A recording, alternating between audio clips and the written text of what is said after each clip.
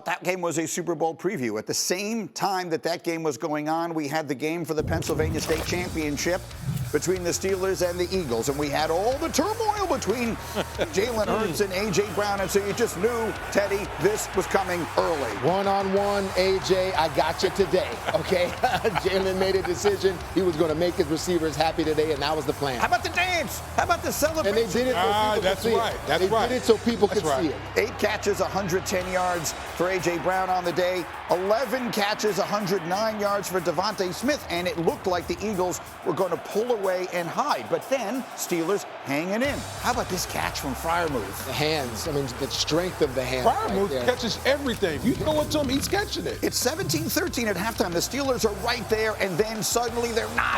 D. Wood, this just completely turned around the entire game. You know, you can't make those type of plays on the road playing against a team like Philadelphia. And it goes the other way. Here's Jalen Hurts. The inevitable. Play. Yep. Inevitable. 27-13, and that's it. So the Eagles pull away, and they wind up winning. One interesting moment at the end, Rex, that's Jalen Carter with the smack to the face there. And Nick Sirianni wants to have a word with him, and they're getting between them and all this kind of stuff, and Jalen Carter's laughing. Is this a big deal? No, this thing happens a little more on the sideline. I will say this, that position coach, you better realize that's a head coach you're talking to. You have no business standing in there and talking noise to him. You'll be lucky if you have a job tomorrow. Well, okay. That's a whole other side of this. In the meantime, the players, to the winners, go the spoils. So that's what y'all want to see, huh? You said you'll figure this out. Is that what we saw tonight? We found a way to win the game.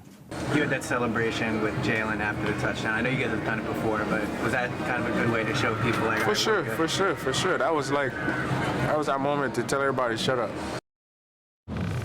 Okay. Yeah, it's against the world. Yeah. What was the story you were telling us this morning? I mean, they're manufacturing motivation, okay? Because I mean, this is a lot of us think it's the best team in the league, but they're on a win streak. I remember we were on a win streak. It was 21 games, and I remember listening to Rodney Harrison in his locker talking about, "Oh, you guys doubt us. All of you think we're terrible." And I was like, "Yeah, you all think we're terrible, and that's how you motivate yourself just to keep it going, because it gets a little boring when people don't doubt you. So manufacture it, blame, all of that stuff. I love it. This was during a 21-game win streak. Yeah, you all doubt us. You all doubted that we could get it done. We won 17, then it was 18, then it was 19. You didn't think we could do it? You thought we sucked? Yeah, take this now. But in this case, there really was something, right? I mean, we can pretend there was nothing. They can pretend there was nothing, but there wasn't nothing. I don't know what it was, but there was something. The A.J. Brown thing was not nothing. However, Rex, now that we've seen what it came out to, is it nothing? Is it over? Well, it's over for them moving forward, absolutely. But, I mean, look, here's the great thing. Gritty, they brought it on themselves, for crying out loud. Right. But, again, this is the best team right now in the NFL. The Eagles are the best team in the NFL. Absolutely, and I've said it for 4 weeks now. The formula works. Look, and they can say, well, we threw it all over the place. Well, yeah, you threw it all over the place. Yet you ran the ball 42 times yesterday. 42 times. And yeah, it opens up the passing game. That's what the beauty of it is, and why you've got a shorter quarterback, doesn't do great, on certain coverages and things like that. But you're going to have to play single high, and that's when you saw A.J. Brown on the slants and all those other things. This team is ridiculous how good they are. By the way, the best part of their team is on the other side of the ball. Is their defense. Are the Eagles the best team in the NFL, D. Wood? Yes, they're the best team right now. Number one, they're the healthiest, so it pays to be healthy at this time of year. But they're loaded all over the place. And Rex is right. Defensively, I mean, listen, the Pittsburgh Steelers had one explosive play in the passing game. They had 0 explosive runs. Okay, so as much as we want to talk about, Philadelphia and the passing game, how about the Philadelphia Eagles defense and how they just completely dismantled the Pittsburgh Steelers offense, who, oh, by the way, have been kind of getting cranky or kind of cranked up over the past month or so. So, listen, this is a complete team, and they're going to be they're a wagon. They're going to be tough for anyone to beat. I still think it's Buffalo. I like Buffalo as the best team in the league right now in terms of Josh Allen making. How does Josh Allen make that offense play then? if this defense can't stop them. So I understand the strength of this Eagles team, though. They made Pittsburgh look like they were outmatched. I mean, in Pittsburgh, a team that prides themselves on fundamentals, they didn't play well. They couldn't tackle in the flat. Kenneth Gainwell looked incredible on certain third downs and just easy passes to the flat, converting for Philadelphia. But the defense, I understand. This is a good team also, but I still think Buffalo's the best team in the league. Okay, so let's get up bottom of the hour. So we talked about the Lions. We talked about the Bills. We talked about the Eagles. Let's talk about the team Philly beat yesterday. The Steelers had just 10 first downs and 163 yards in their loss to Philadelphia. And now their next two games are at the Ravens, then home against the Chiefs. Those games will be played in a 5-day span. Panic time? Woo. Here's Mike Tomlin. Mike, how do you keep this loss from snowballing and carrying into the next two games? It's a loss. I mean, let's not get dramatic. What an answer. What an answer. So, and that's exactly the right thing, obviously, Absolutely. for him to say he's as good a coach as we've seen in the league in a very long time. However, if you are a fan of the Steelers, should you be panicking? Yeah, you should. And I'm going to tell you that they're not as good as their record says they are. I mean, they really aren't. He's a great coach. Now, don't get me wrong. But ever since Russ took over, and this is why I like Justin Fields better. The impact that Russ has had on the rushing game, they're absolutely atrocious running the football now. Look, it was to be expected. You don't have Justin Fields running the ball and things like that. But they are winning at a 37% success rate, averaging an incredible 3.8 yards per carry over that 8-game span. Here's the issue. You don't have Pickens out there, so you're not throwing all those jump balls up there that you were. At or behind the line of scrimmage, more throws like that, shorter, yeah. Yeah, and they're not creative in the running game or the passing game. So what the heck? Like, I don't know what the benefit is. It's a formula. It's a formula that has low margin of error. Really, I mean, if you're turning over turning it over like you're just seeing right there when Najee drops the football, Russ fumbles, you commit a penalty that takes away a possible touchdown, and then you're kicking field goals. You miss tackles in the flat. This is how this team is supposed to play.